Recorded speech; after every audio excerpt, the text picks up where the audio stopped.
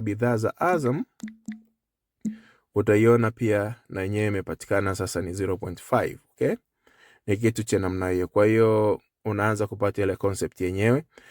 Tuongeze pia na bidhaa nyingine moja ambayo ni labda tuseme mchele.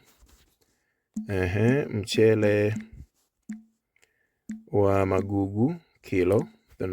Tunaweka ujazo wa kilo, and then hapa nani yetu unit yetu ni kg, na bei ya kununulia labda tumenunua kilo ni shilingi 700 na tunauza kwa shilingi 1500 bei ya kuuza. Na hii pia tuweke kufuatilia stock. Sasa kitu fulani muhimu hapa, kwa sababu hapa tumesema sasa mchele wa magugu kilo, manake tunafanya hesabu zetu kwa kilo moja moja. Kwa hiyo kama una gunia la kilo 50, hauandiki gunia moja. Huwezi ukaandika moja gunia, hapana. Utaandika kilo za lile gunia ulilonalo ama kile kiroba ulichonacho. Kama ni kilo 50, basi unaandika hapa ni kilo 50 kabisa. Zile 50 haswa kwa maana ya kilo. Kama ni kilo 100 uko nazo store, unaandika hapa 100 halisi. Kwa nini? Kwa sababu hii ni stock ya kilo moja moja. Kama ambavyo tumeandika hapa juu kwamba hii ni mchele kwa ujazo wa kilo, na hapa pia tunaona ni kwa ujazo wa kilo. Kwa hiyo imekaa kwa namna hiyo. Kwa hiyo tuseme stock, kwa mfano tunazo kilo 100 za mchele, alafu tukasema save. Okay? Tukisema save, tutaiona hapa mchele magugu kilo tunanunua kwa shilingi 700 bei ya jumla, lakini tunauza kwa shilingi 1500. Tuongeze pia na bidhaa nyingine moja, labda tuseme labda mafuta ya kula, labda tuseme alizeti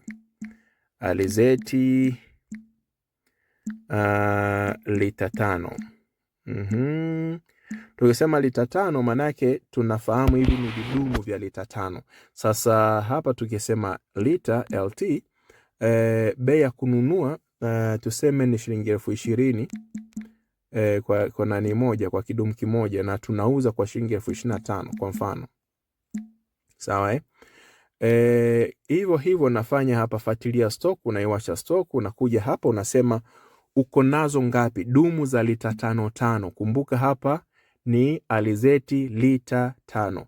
Kwa hiyo stock tulionayo ni dumu za lita 5 ngapi?